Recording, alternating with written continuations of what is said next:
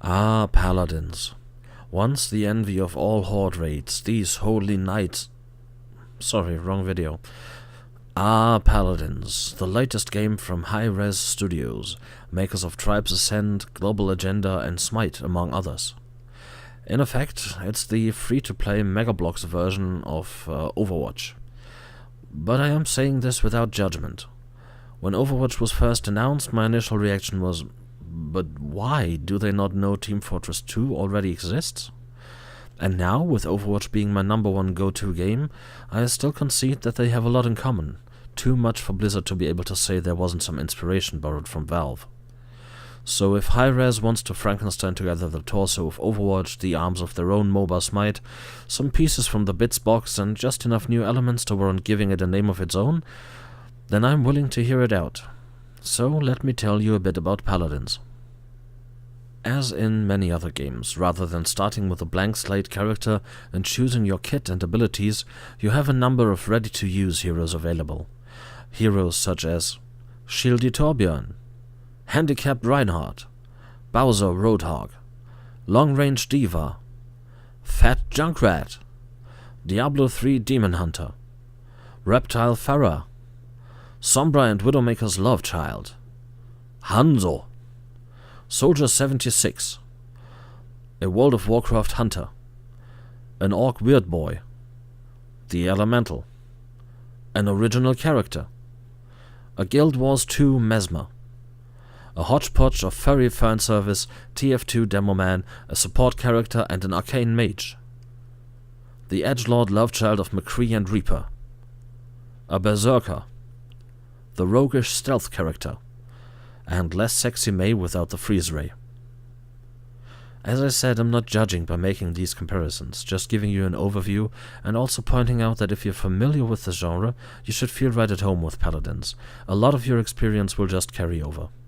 If you're also familiar with MOBAs, you may be either happy or frustrated that the game features an in-match item shop.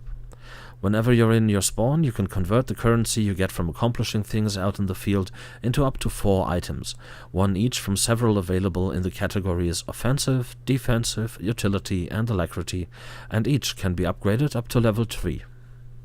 Beyond this, there's another way you can refine your hero to better fit your playstyle. Since the game is free to play, there are loot boxes, obviously. You can get the normal, general use loot boxes purely in-game if you like, so it's not all bad. Anyway, inside those boxes you can find cards. You can then use the cards you have unlocked to build different specs for your characters, which you can choose at the beginning of the match.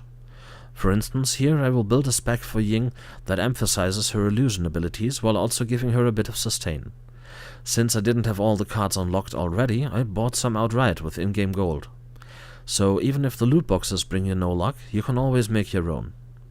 The same goes for cosmetics. You can get them from boxes, or you can buy them with premium currency, though a few are limited to special events. And finally, beyond the handful of heroes that is unlocked right away, you can unlock the others with gems, with gold, or by buying one of the 3 Founders packs, which all will give you access to all current and future heroes, just like the Ultimate Gold pack in Smite.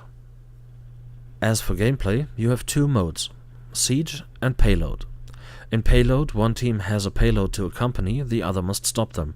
When the round ends, you switch sides. Very standard, but a classic. In Siege, both teams first fight over a control point, and once one side has captured the point, a payload spawns for them, which they must accompany. The match ends when one side has earned 4 points. You get points for capping the point, for successfully delivering the payload, but also for stopping the payload. However, you can't win by stopping the payload. The final point must be gotten either by point capture or by payload delivery. In contrast to Overwatch, once you have chosen a hero, you will be stuck with them for the entire match, like in a MOBA. There are, however, no creeps, it's all about the heroes. You can play either cooperatively against bots, casual mode or competitive mode, with another option for custom games. Honestly, once I got past the menus and into the game, I found myself forgetting all about unfavorable comparisons to other games and just had a good time. The heroes are fun to play, the action is intense, the team play is important, movement feels good. Paladin really ticks all the boxes I would expect from a full-price title, which I appreciate from a free-to-play game. Sure, graphically, Paladins isn't exactly the next benchmark for first-person shooters, but the fantasy comic style works very well, I feel. In summary, if you can't afford Overwatch, play Paladins for sure. If you have Overwatch but want to change it up a bit, Paladins isn't a bad way to go. If you have Overwatch and love it, the game's free, no reason not to keep it as a backup for server maintenance. If you do decide to give Paladins a shot, I'd appreciate it if you used my referral link down in the video description. That way both me and also you yourself will get some bonus gold for use in-game.